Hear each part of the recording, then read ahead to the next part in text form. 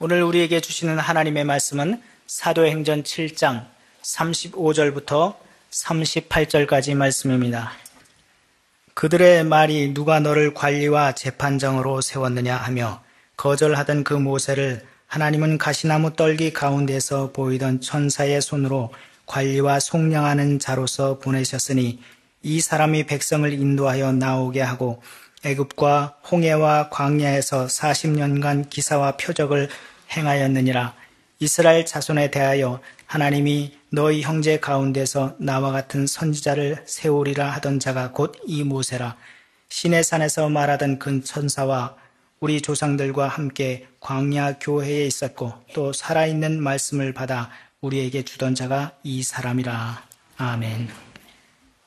다윗이 지은 시편 103편은 그 내용이 가장 아름답고 의미 깊은 시들 가운데 하나로 손꼽히고 있습니다. 그 시편 103편 15절 이후의 내용이 이렇습니다. 인생은 그 날이 풀과 같으며 그 영화가 들의 꽃과 같도다. 그것은 바람이 지나가면 없어지나니. 다윗보다 300여 년 후의 사람인 이사야 선지자 역시 같은 내용의 증언을 하고 있습니다. 모든 육체는 풀이요 그의 모든 아름다움은 들의 꽃과 같으니 풀은 마르고 꽃이 시들면 여호와의 기운이 그 위에 불미라. 이 백성은 실로 풀이로다. 이사야가 이 땅을 거쳐간 뒤 700년 후에 태어난 사도 베드로도 이사야의 이 구절을 그대로 베드로 전서에 인용하기도 했습니다.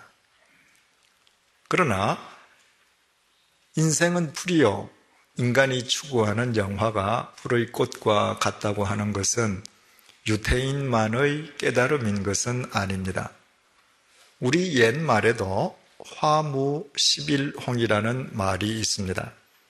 열흘 붉은 꽃이 없다는 의미로 이 또한 인생에 빗댄 말입니다. 아무리 아름다운 꽃도 순식간에 시들어버리듯이 인생 또한 한순간에 끝나버린다는 것입니다. 이런 관점에서 본다면 인생과 인간의 영광을 들의 풀, 들의 꽃에 비유한 다윗의 시는 새삼스러울 것이 전혀 없게 여겨집니다. 그러나 다윗의 그 시가 우리 가슴에 와 닿는 것은 바로 그 이후의 내용 때문입니다. 인생은 그 날이 풀과 같으며 그 영화가 들의 꽃과 같도다. 그것은 바람이 지나가면 없어지나니 그 있던 자리도 다시 알지 못하거니와. 아무리 아름다운 꽃도 한 번 찬바람이 불어서 시들어버리고 나면 그 꽃이 피어 있던 자리가 어딘지조차 알지 못하게 됩니다. 인생 역시 이와 똑같다는 것입니다. 생각하면 할수록 얼마나 가슴에 와 닿는 이야기인지 모르겠습니다. 인류 역사상 이 땅을 거쳐간 사람들이 얼마나 많습니까? 그러나 헤아릴 수조차 없을 정도로 많은 그 숱한 개개인의 사람들이 있던 자리가 어디였는지 과연 이 세상 그 누가 제대로 알고 기억하겠습니까? 여러분의 족보를 펼쳐보십시오. 그 족보 위에 등재되어 있는 500년 전의 선조, 1000년 전의 선조가 어느 곳에서 어떤 삶을 살았는지 여러분은 알고 계십니까? 만약 모른다면 그로 인해 우리는 대단히 중요한 사실을 깨닫게 됩니다. 우리가 살아있는 동안 이 땅에서 아무리 멋진 삶을 구가한다 할지라도 500년 후, 1000년 후 우리의 핏줄을 타고난 우리의 후손조차도 우리가 있던 곳을 결코 모르리라고 하는 사실입니다. 그 이유가 무엇이겠습니까? 우리는 모두 들풀에 지나지 않기 때문입니다. 그렇다면 인생은 얼마나 허무합니까? 대체 이 세상에 무슨 가치를 둘 수 있으며 우리의 생에 어떤 의미를 부여할 수 있겠습니까? 하지만 다윗이 인생은 그 있던 곳조차도 알 수 없는 덜풀과 같다고 고백한 것은 단지 인생의 허무함을 탄식하기 위함이 아니었습니다. 다윗의 시는 이렇게 이어지고 있습니다.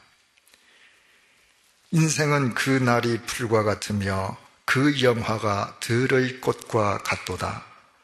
그것은 바람이 지나가면 없어지나니 그 있던 자리도 다시 알지 못하거니와 여호와의 인자하심은 자기를 경외하는 자에게 영원부터 영원까지 이르며 그의 의는 자손의 자손에게 이르리니 곧 그 언약을 지키고 그의 법도를 기억하여 행하는 자에게로다. 인간은 변함없이 들풀에 불과하지만 들풀에 지나지 않는 그 인간이 여호와 하나님을 경외하면, 하나님의 말씀을 쫓으면 하나님께서 당신의 인자하심으로 그와 영원토록 함께 하신다는 것입니다. 있는 것조차 알 수 없을 정도로 덜풀에 불과한 유한한 인간이 영원하신 하나님 안에서는 영원한 생명과 영원한 의미와 영원한 가치를 지닐 수 있다는 것입니다. 우리가 하나님을 믿어야 할 절대적 당위성이 바로 여기에 있습니다. 우리는 들풀에 지나지 않는 반면 하나님은 영원하시고 하나님의 말씀 또한 영원하기 때문입니다. 그리고 오늘의 본문이 바로 그 구체적인 신뢰를 우리에게 제시해주고 있습니다. 3400여 년 전에 미디안 광야에 초라한 히브리 노인 한 명이 있었습니다. 한때는 이집트의 왕자로 떵떵거리고 살았지만 자기 동족에게 배척당한 뒤 미디안 광야에 피신해서 산 지 40년이 되었습니다. 그가 이집트 왕궁에서 누렸던 모든 영화는 순식간에 사라져버린 들풀처럼 한순간에 다 사라져버리고 말았습니다. 무려 40년 동안 양치기 생활을 했음에도 불구하고 처갓집에 얹혀 사느라 그 소유의 양이라고는 단 한 마리도 없었습니다. 그에게 재산이 될 만한 것이라고는 단 하나도 없는 철저하게 빈털터리 노인이었습니다. 만약 모세의 인생이 그것으로 끝나버렸더라면 광야의 먼지처럼, 광야의 들풀처럼 사라져버렸을 그의 존재는 두말할 나위도 없고 그가 광야에 있던 곳을 이 세상 그 누가 기억하며 알 수 있겠습니까? 그런데 그 초라한 빈털터리 노인 모세가 이스라엘 백성을 위한 하나님의 대책이 되라는 하나님의 명령에 순종하는 믿음의 용기를 발휘했을 때 그 초라한 노인의 인생이 하나님 안에서 영원한 생명, 영원한 의미, 영원한 가치를 지니게 되었습니다. 하나님께서 그 초라한 노인을 통해 역사하셨기 때문이었습니다. 본문 36절을 유의하시겠습니다. 이 사람이 백성을 인도하여 나오게 하고 애굽과 홍해와 광야에서 40년간 기사와 표적을 행하였느니라. 하나님께서는 빈털털이 노인 모세를 출애굽의 지도자가 되게 하셨고, 그로 하여금 무려 40년 동안이나 기사와 표적을 행하게 하셨습니다. 지난 시간에 말씀드린 것처럼 기사와 표적이란 인간의 능력으로는 도저히 행할 수 없는 기적을 뜻합니다. 모세가 40년 동안 기적을 행한 것입니다. 이집트 왕이 이스라엘 노예들을 해방시켜 주지 않을 수 없도록 온갖 재앙을 임하게 하는 기적을 행하였습니다. 이스라엘 백성 앞을 가로막고 있는 홍해를 가르는 기적을 행하였습니다. 먹을 것도 마실 것도 없는 광야에서 하늘에서 만나와 메추라기가 비처럼 쏟아지게 하고 반석에서 생수가 강처럼 터지게 하는 기적을 행하였습니다. 이것은 웬만한 그리스도인이라면 다 알고 있는 사실입니다. 하지만 대부분의 그리스도인들이 모세가 그 많은 기적을 대체 무엇으로 행하였었는지에 대해서는 별로 알지 못합니다.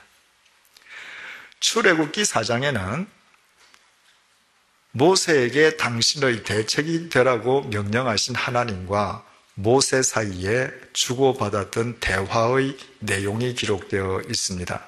출애굽기 4장 2절을 제가 봉독해 드리겠습니다. 여호와께서 그에게 이르시되 내 손에 있는 것이 무엇이냐? 그가 이르되 지팡이니이다. 하나님께서는 모세에게 손에 쥐고 있는 것이 무엇인지 물으셨고 모세는 지팡이라고 대답했습니다. 당시 양치기라면 을에 지니고 있어야 할 양치기용 지팡이였습니다.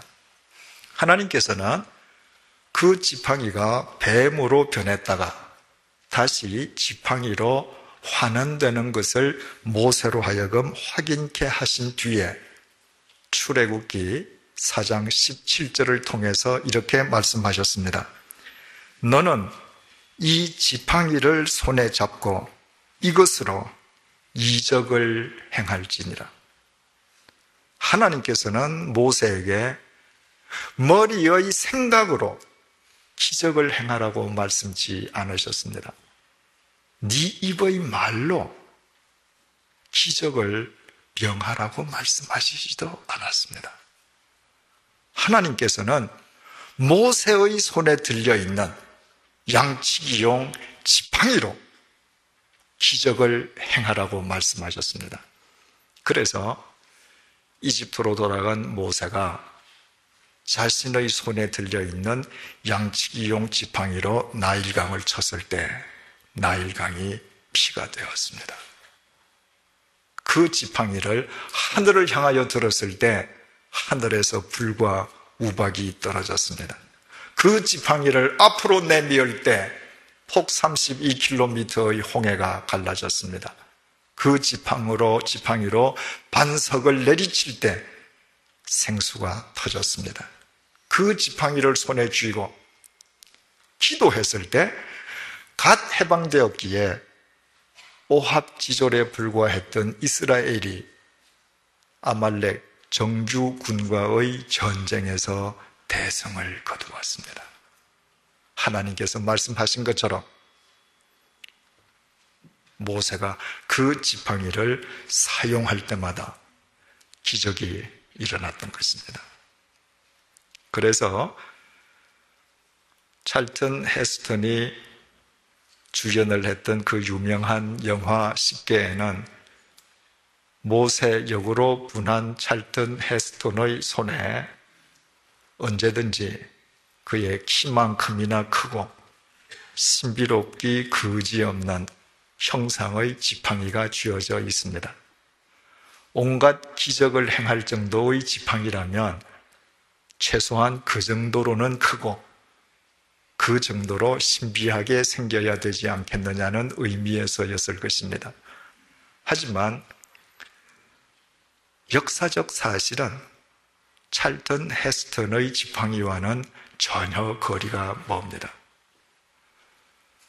터키 이스탄불에 있는 토프카피 박물관에 가면 모세가 사용했던 지팡이, 다윗이 골리앗의 목을 쳤던 칼, 세례 요한의 뼈라고 알려져 있는 유물들이 전시되어 있습니다. 이슬람 국가인 터키 박물관에 성경과 관련된 유물이 전시되어 있다는 것은 대단히 의아하게 여겨질 수 있습니다. 하지만 이스탄불이 1453년에 오토만 터키 제국에 의해 함락되기 전까지 1000년 동안 동로마 제국의 수도인 동시에 동방교회의 중심지였던 콘스탄티노플이었음을 감안하면 그 이전부터 그곳에 수집되어 있던 성경 관련 유물들이 정복자의 수중에 넘어가게 된 것임을 알게 됩니다. 제가 스위스에서 체류하던 마지막 해 겨울이었습니다. 겨울 방학을 맞이해서 저를 찾아온 가족들과 함께 토프카피 박물관을 찾아갔습니다. 모세의 지팡이란 팻말이 붙어있는 전시물을 보는 순간에 아이들이 대뜸 이게 진짜 모세 지팡이냐고 제게 물었습니다. 그래서 제가 이렇게 대답을 해 주었습니다. 만약 이것이 정말 모세의 지팡이라면 많은 것이 해명되어야 되겠지. 그러니까 우리 이렇게 생각하자꾸나. 이것이 반드시 모세 할아버지의 지팡이라기보다는 모세 할아버지 시대의 양치기들은 이런 모양의 지팡이를 사용했다고 말이야. 그렇게 생각하면 많은 도움이 되지 않겠니?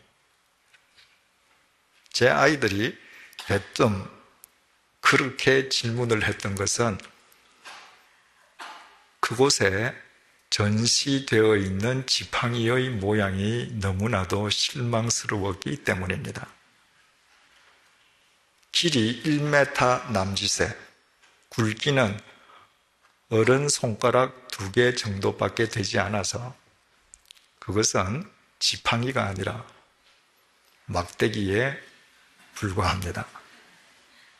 따라서 집에서 영화 10개 비디오를 몇 번씩이나 본 아이들이 제게 실망스러운 질문을 한 것은 당연한 일이었습니다. 모세가 40년 동안 기거했던 시내산 아래 미디안 광야를 실제로 찾아가 보면 그곳은 찰튼 헤스톤이 쥐고 있던 것과 같은 크기와 굵기의 나무는 전혀 없는 황량한 광야일 뿐입니다.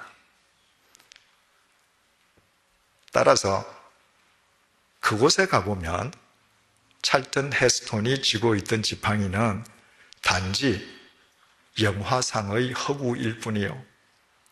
토프카피 박물관에 전시되어 있는 막대기가 역사적 사실에 훨씬 근접한 것임을 알게 됩니다.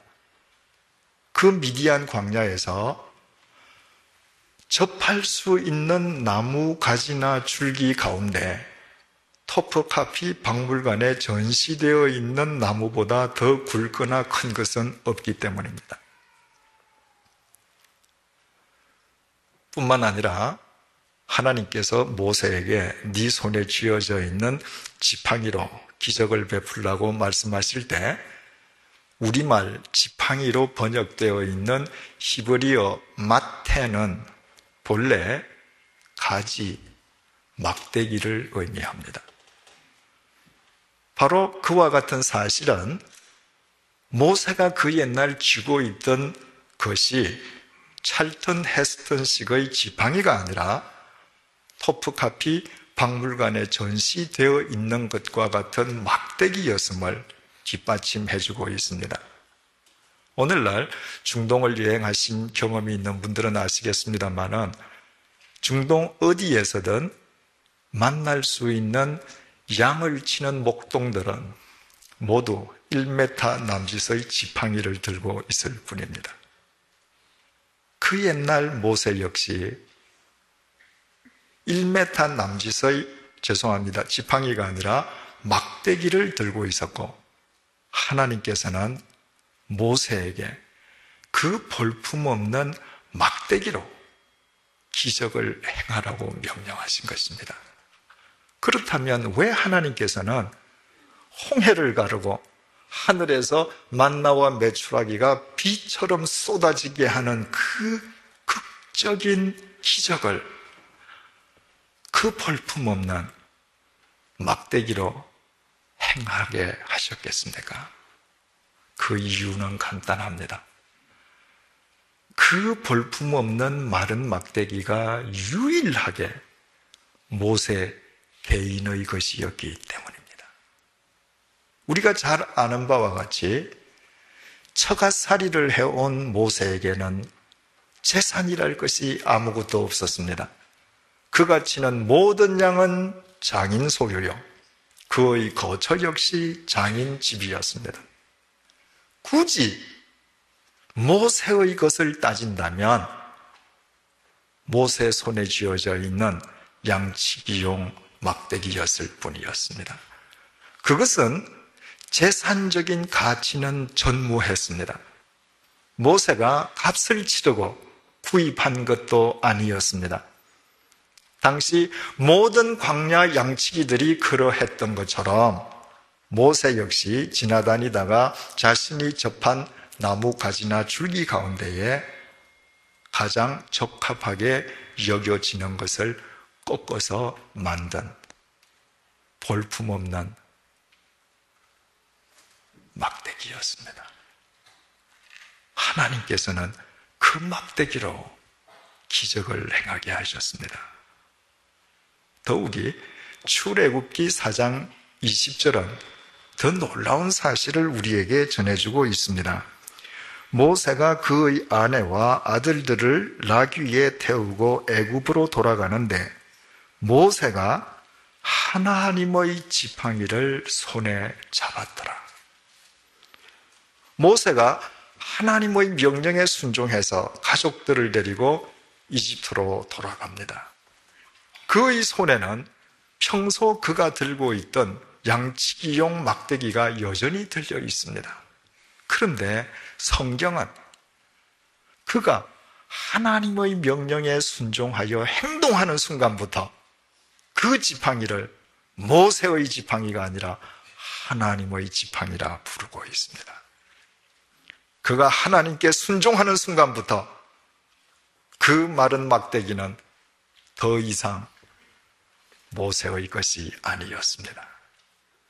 그것은 하나님의 것이었습니다. 그렇다면 이스라엘 백성들을 해방시키기 위해서 이집트에 도착한 모세의 실제의 모습을 우리 머릿속에 한번 그려보십시다. 80세 노인의 초라한 비린 털털이 몰골, 그 몰골의 노인이 손에 마른 막대기 하나 들고 있습니다. 한 민족을 해방시키는 해방자가 되기에는 그의 몰골은 보기에 민망함을 넘어서 우스꽝스러울 뿐입니다. 세상에 해방자가 되겠다는 사람치고 그런 초라한 몰골에 그런 마른 막대기 하나 들고 있는 사람이 어디에 또 있겠습니까? 만약 그때 모세의 손에 쥐어져 있던 막대기가 찰튼 헤스턴식의 신비로운 지팡이였다면 그 지팡이로 인해서 모세가 달라 보였을 수도 있습니다. 그러나 초라한 몰골에 볼품없는 마른 막대기 하나 쥐고 있는 모세의 면모는 해방자와는 전혀 동떨어진 모습이었습니다. 그런데 그 초라한 몰골의 노인 모세가 그 볼품없는 마른 막대기를 쳤을 때 나일강이 피가 되었습니다. 그 볼품없는 막대기를 앞으로 내밀었을 때 폭 32km의 홍해가 갈라졌습니다. 그 볼품없는 막대기로 반석을 쳤을 때 반석에서 생수가 강처럼 터졌습니다. 어떻게 그런 일이 가능할 수 있었습니까? 그 볼품없는 마른 막대기를 하나님께서 당신의 막대기로 삼으시고 모세가 그 막대기를 사용할 때마다 친히 역사해 주셨기 때문입니다. 그렇다면 우리는 참으로 소중한 교훈을 얻게 됩니다. 내가 지닌 것이 마른 막대기 하나밖에 없을 정도로 내가 초라한 인간이라 할지라도 내 중심을 하나님께 드리기만 하면 하나님께서는 내가 지닌 그 마른 막대기를 통해서도 역사하신다는 것입니다. 조금 더 깊이 생각하면 그 마른 막대기는 곧 나이 80이 되기까지 지닌 것이라곤 마른 막대기 하나밖에 없는 모세 자신이었습니다. 80노인이 되기까지 빈 털터리에 불과했던 모세 그 자신이 볼품없는 마른 막대기처럼 전혀 쓸모없는 존재였습니다. 그러나 마른 막대기 같은 모세가 자신의 여생을, 자신의 중심을, 자신의 온 몸을 하나님께 드렸을 때 하나님께서는 그 보잘것없는 노인을 당신의 도구로 쓰시고 하나님의 새 역사, 구원의 역사를 이 땅에 펼치시고 그를 영원한 출애굽의 지도자로 세우셨습니다. 모세는 바람이 불면 있던 곳조차 알 수 없는 들풀에 지나지 않았지만 모세가 믿고 의뢰했던 하나님은 영원하신 하나님이셨기 때문입니다.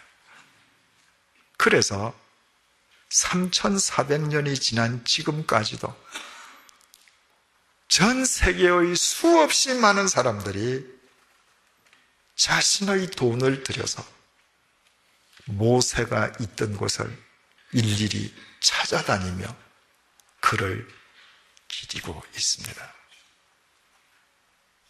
그러므로 우리에게 무엇이 있느냐 없느냐는 전혀 문제가 되지 않습니다. 우리에게 세상의 것이 얼마나 많으냐도 문제가 되지 않습니다.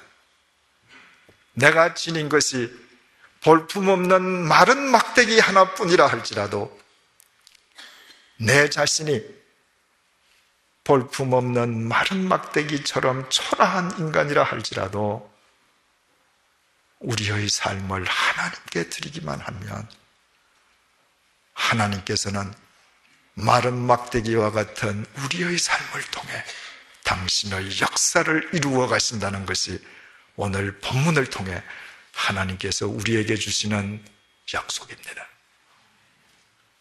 그렇다면 참회의 계절인 사순절 넷째 주일을 맞이해서 우리가 무엇을 회개해야 할 것인지 깨닫게 됩니다. 우리에게 있는 것의 소중함을 알지 못한 채 오직 없는 것만을 간구했던 우리의 어리석음을 회개하십시다. 우리에게 있는 것을 감사하지 못한 채 없는 것으로 인해 불평했던 우리의 무지를 회개하십시다. 한 번 바람이 불면 있던 자리조차 알 수 없는 들풀에 지나지 않는 나 자신을 의지하더라. 하나님의 말씀에 우리의 삶을 온전히 의탁하지 못했던 우리의 불신앙을 회개하십시다. 사랑하는 성도 여러분, 하나님께서는 우리에게 없는 것이 아니라 언제나 있는 것을 통해 역사하시는 분이심을 잊지 마십시다. 우리에게 지닌 것이 비록 볼품없는 마른 막대기 하나라 할지라도 그 막대기를 하나님의 지팡이가 되게끔 하나님께 드리십시다. 마른 막대기 같은 우리의 몸을 하나님께 드리십시다. 눈이 보입니까? 하나님께 드리십시다. 귀가 들립니까? 하나님께 드리십시다. 손이 움직입니까? 하나님께 드리십시다. 발이 움직입니까? 하나님께 드리십시다. 우리 사지백체가 움직이지 않는다 할지라도 우리의 중심을 하나님께 드리십시다. 그때 하나님께서는 마른 막대기와 같은 우리의 삶을 이 시대를 위한 당신의 기사와 표적이 되게 하신 것입니다. 우리는 풀이나 그분은 영원하신 하나님이시기 때문입니다. 기도하시겠습니다.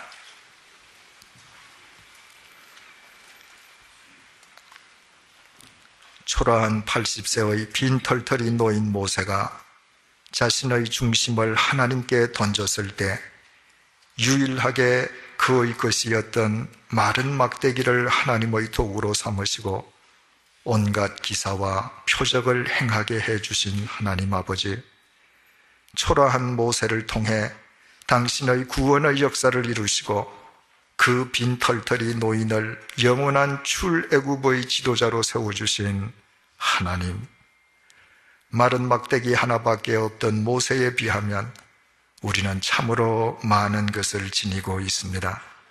그렇지만 이미 우리에게 있는 것의 소중함을 깨닫지도 못하고 이미 있는 것을 감사하지도 않고 늘 없는 것만을 간구하며 없는 것으로 인해 불평하기만 한 우리의 어리석음을 용서하여 주옵소서. 영원하신 하나님 아버지보다 곧 말라 비틀어질 들풀에 불과한 우리 자신을 더 의지한 불신앙을 용서하여 주옵소서. 하나님께서는 우리에게 없는 것이 아니라 언제나 우리에게 있는 것을 통하여 역사하시는 분이심을 잊지 말게 도와주옵소서. 비록 우리가 지닌 것이 마른 막대기처럼 볼품없다 할지라도 이 민족과 인류를 위한 하나님의 지팡이로 받아 주옵소서. 연약한 우리의 지체를 드리오니 이 땅의 불의를 물리치는 하나님의 의의 병기로 써 주옵소서. 우리의 온 중심을 드리오니 이 땅에 하나님의 새 역사를 펼치는 기사와 표적의 통로로 사용하여 주옵소서. 그리하여 마른 풀과 같은 우리의 인생이 하나님 안에서 영원한 생명과 영원한 가치와 영원한 의미로 세워지게 하여 주옵소서. 예수님의 이름으로 기도드립니다. 아멘.